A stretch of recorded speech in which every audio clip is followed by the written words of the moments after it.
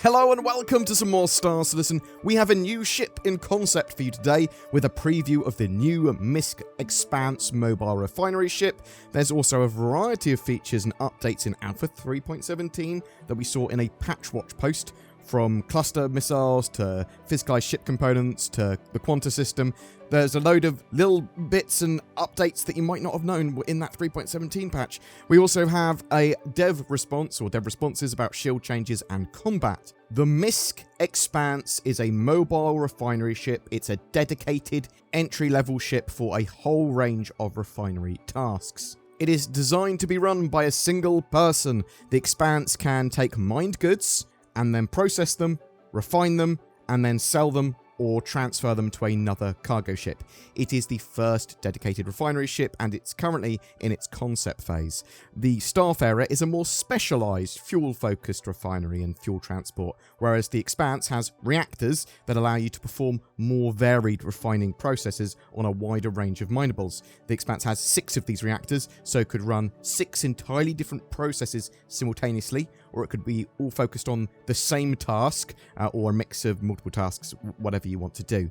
The ship has a load of room for cargo containers and saddlebags. It can hold up to 8 of these. The ship is split across 2 decks, upper and lower. The upper deck, that's where most of the ship's going on. It's got the cockpit there that then leads into a small living section with bed and storage. And then at the rear of the ship, you've got like a ship's operations room where you can interface with all of the refinery and cargo tools. I'm also assuming on the upper deck is where you probably have access to most of the components of the ship.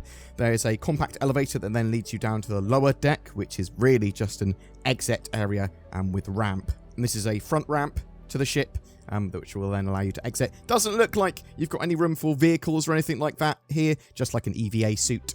The Expanse makes a perfect partner to the Prospector and look to have the same saddlebags that the Prospector uses, so you can grab the bags that the Prospector drops and then refine them on the move. The process of the Prospector mining and then the Expanse refining and then a cargo ship taking that refined sort of material to then sell is a cycle of profit that makes the Star Citizen capitalist in me very happy. Cloud Imperium have said that the ship's full concept reveal is just around the corner. It does sound like the ship's going to be able to refine fuel, minables, lots of different things, which is, I think, what Cloud Imperium are trying to explain with, yes, the Starfarer is a cool ship as well, but it's much more focused on the sort of fuel refining gameplay. I'm assuming that means that this ship is less focused and more generalized in being able to refine fuel or minables or whatever. But we are going to have to wait until the full reveal before we actually know for sure. So, Patch Watch 3.17, we've got another one. And Cloud Imperium talked about a few features that you may not know that are in that 3.17 patch. There's been a turret stagger rework. Previously, all weapons would stagger by weapon group, with the lower RPM weapon setting the stagger rate. Now weapons will stagger by weapon type and then weapon group. This means that stagger rate will be calculated for each weapon type within a group. However, only weapons up to a fire rate of 750 RPM will stagger. It doesn't make sense for high RPM weapons to stagger due to the stagger rate being too high to notice a difference. Also, pilots can now stagger their weapons alongside turret gunners. There is currently no default key binding for staggered firing in pilot seats assigned. More to this, turret tuning is still ongoing for Alpha 3.17. The first pass of the accelerations was arguably a bit too slow, they said. It's also the plan to slightly increase the turret velocities. Cluster missiles. Cluster missiles now launch their mini-missiles again, doing so when close to their target, below a specific time to impact. If they were dumbfired or lost their target, they will launch their mini-missiles after a few seconds. In addition, missiles with no target will now attempt to fly straight instead of maintaining their angular momentum, so should no longer fly in circles. I saw a little statement from YogaClat about missile goals as well, and with him saying, the current motivation for the changes is to give the missiles a more specific purpose and character, so we're trying out dedicated warheads to prepare for further gameplay, like escaping, piracy, armor, etc. Combat development is a highly iterative process, so in the upcoming releases we'll have quite a lot of changes of that sort. Quality of life changes. A ship's afterburner will now only drain when actually thrusting, while enabling cruise control when decoupled will forced coupled mode on. We also added an optional weapon keybind to fire all weapon groups at once. To assign a key binding, please launch the game, click Options, Key Bindings, and then Advanced Controls Customization at the bottom left. In the Vehicles Weapons tab, you can find Fire Weapon All. Ground Vehicle Signature Emissions changes. We have adjusted the ground vehicle signature emissions so that they are more difficult to detect at increased distances. Physical ship components. We completed a major overhaul on ship personal inventory storage to accommodate the recent addition of ship components to the inventory. These changes will allow you to move ship components and weapons to different inventory spaces, including into ships, and transport them to other locations. As part of this update, all ship components have been given new SCU sizes relative to their game size. To better allow players to transport these components, ships have had their personal inventory size increased. This is, however, only a temporary measure until we have the new cargo refactor. Quantum. Quantum has now been integrated into the back end of the game in a very limited fashion for testing. It is now simulating NPCs purchasing quantum fuel, regular fuel, which is hydrogen fuel, and repairing at stations, which players will notice primarily via the prices of those three commodities fluctuating more than before. In addition, Quantum is now impacting the frequency of certain environmental missions in certain areas, mostly around rest stops, such as pirate scout missions, freighter missions, etc. Ability to disable camera spring movement. While in third person, the camera spring can add dynamic motion when a vehicle is moving. However, sometimes this isn't desirable, particularly when trying to get long lens shots where even the smallest movement is greatly exaggerated. I really like this improvement for the sort of filming and getting footage sort of stuff. Turning the camera spring off will disable this extra motion and keep the camera perfectly locked in place relative to the vehicle. So there's a couple of other little bits. Temporary fuel scoops have been removed from many ships, and there has been a rebalance of fuel efficiencies.